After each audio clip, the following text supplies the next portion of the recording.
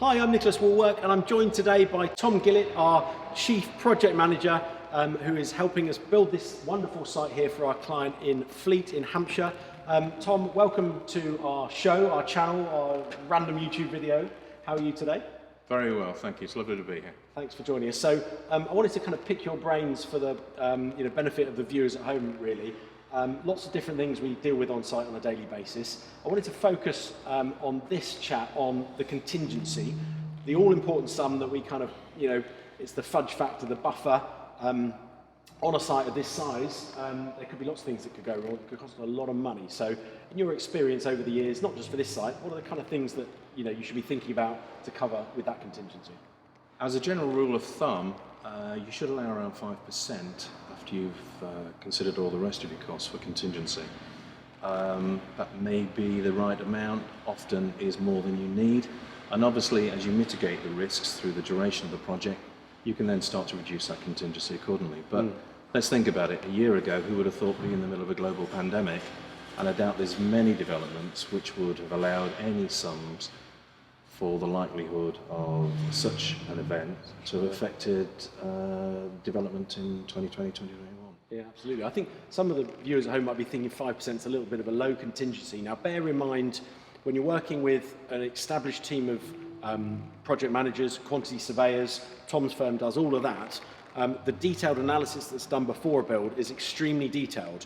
I think when you're starting out in property development or you're doing a slightly smaller scheme, you might potentially leave a larger buffer, maybe 10%, but that's probably because you haven't done as much QS cost analysis work that actually you need maybe a bigger buffer because you're kind of winging it a bit more in the early days, or certainly on smaller sites that perhaps don't need so much consultants' fees to get to that level of detail. Well, I think to a certain extent that's true, except I'm afraid it's the old adage, fail to prepare, prepare to fail. Absolutely. And therefore, if you do not do your homework up front, determine the risk, put a price against that before you mitigate it, then you should arguably have a larger buffer in contingency.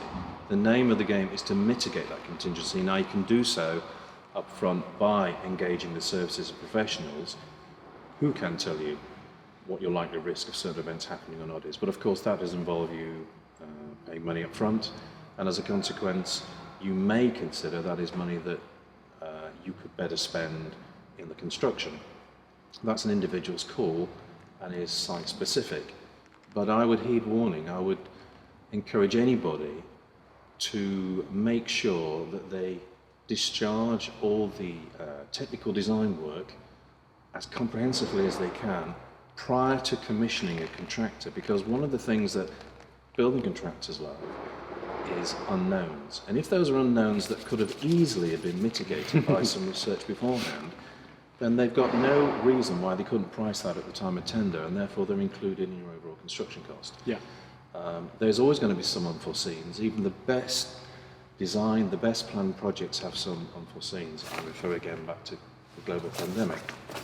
That said though, it's about mitigating these risks as soon as you can in order to make sure that the program time and the contract you're entering into and the price you've agreed is in actuality what you're going to pay and when you're going to get it delivered in accordance with all those expectations. And it's not something which you're giving third parties an opportunity to make claims for because they weren't planned for before. Definitely. So it's taking out all of the grey areas, all of the risk factors, and saying this is what we want built. This is how you build it.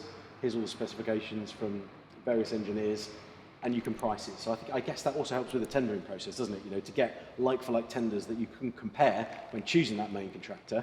If you've done a lot of more work up front in terms of what you're going to build and how you're going to build it and what it's going to cost to build it, they've got less room for manoeuvrability, haven't they, as well? That's true, and obviously the name of the game is to try and make sure that both contractors are tendering on a like-for-like basis, and even when they are, and even when they have a comprehensive pack of information, you will still find, for various reasons, certain contractors will omit certain things or misinterpret certain things. Site visits are important, are they? To take all the contractors around the site, physically see everything.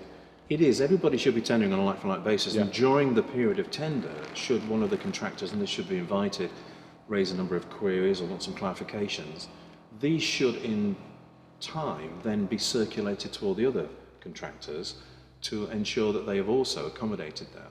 Yeah. Because as long as those details have been included at the time of the tender, then there's no reason or justification why they have any excuse to come back and ask you for extra money once they've started the work.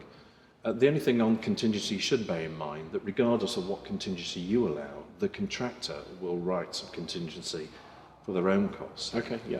So you've almost got a double contingency built in. You do, there as well, but you will not necessarily be party to their contingency. You won't necessarily gain the benefits of it if it's not used. Indeed. So again, by providing them with as much accurate information up front, you can then reduce the amount of contingency they write into their costs, and therefore their costs will be more accurate in the long run, certainly more comprehensive, and dare I say better value, and really, and it sounds a bit ironic, but actually as cheap as it is ever going to be. Yeah. It will reflect the proper price for the job and not an artificial price which is then inflated during the period of the construction. Definitely. I think it's really important to note, you know, having discussing this with Tom and through the experience of doing many sites with Tom and his team, you know, the critical phases which I've learned working with Tom. I made lots of mistakes early in my career building sites on my own. I still do it on some of the smaller sites, whereas, you know, spending that time and money and effort up front getting stuff, you know, really understood and quantified, and really understanding how things are going to get built can dramatically save you costs down the line. It's kind of night and day. So getting the right team in place for major construction work is vitally important. Tom, we haven't touched upon specific examples, so let's sort of finish by talking about a couple of horrors that we've had. I mean, we've had one fairly expensive one on this site already before we've started, and that's related to the services, isn't it? Utilities in the UK is regrettably, and despite anything you may believe, still a monopoly, which basically means that your local utility company, whether it be water, electric, gas, pretty much have carte blanche to charge you what they want, when they want, and deliver in whatever time they want the new service you require. In fact, within the contract, it's one of what we call the relevant events, which is a justification for a contractor to apply for additional time and costs, because it's acknowledged that despite the fact they're managing the function, they have no actual control over the utility company for the provision of these services. In the case of this building, we were led to believe we had a certain amount of power coming into the building, and historically this was also substantiated by the nature of the switchgear and the plant we had. But in actuality, when the local electricity company went back in to check their 25-year-old records, they found the information they'd first given us was incorrect. The result being now we have to have a substation, and the result being that that substation is going to run into six figures. Now, although we've got contingency to allow for this within the budget, it does mean that 60 to 70% of the contingency may be swallowed up, and we haven't even started real construction work here after this demolition period. But we can't, I mean, I think probably the biggest risks are, you know, what we're describing here is they're all up front, aren't they, biggest risks, and that's one of the areas where I think we've covered off one of the biggest risks that we never know on a site, the services. It's very easy to get caught out because it's out of your control. But going forward, building walls, M&E, mechanical, electrical, that's all very fully designed. We know the cost of those. There shouldn't be as much risk into our contingency going forward. So I think that is true. We're not overly concerned, are we, about that? But it's unfortunate that we've had to shell out for a substation. No, indeed. But obviously at the time of filming, we're just at the beginning of the new year 2021, when the impact of Brexit is still to be determined. Exchange rates could have an effect. There could be some knock-on effect from any changes in the building regulations as a result of the Grenfell inquiry. So these sort of things can be accommodated and can have the onus put on the contractor at the contractor's risk. And some contractors may accept it, others may not, others may look to split any likely uplift in the costs with you as a developer on a 50-50 basis. I'm afraid it's site-specific, but I would encourage everybody to ensure that you use a proper contract, the JCT contract or something similar, because at least that way they are deemed as reasonable and fair, and they clearly explain what happens should some of these scenarios arise and who is responsible, both in terms of actions and costs. Definitely. So, yeah, the contingency on a job can be anything, and it doesn't necessarily have to be something to do with the actual physical build. It could be something as simple as an accident on site. An accident on site could result in the HSE coming down and stopping the work for 3 or 4 days. Yeah. that may be legitimate, but of course, whilst the site is shut for 3 or 4 days, or maybe even 3 or 4 weeks, if it's a serious incident, then that is something which you as the employer are still paying for. It could be that if you haven't served your party wall notices correctly, you could have an injunction served on you and a notice to stop.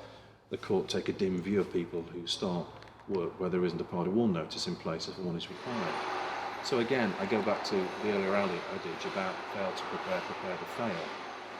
Get all these things out of the way, make sure you've done them, and then you are much more secure and at a better place to ensure that your development is going to finish on time and budget, and everybody is going to be very happy with the result because there's no unforeseens that they didn't allow for in the first place. Definitely. Okay, well that hopefully covers off a few areas of risk.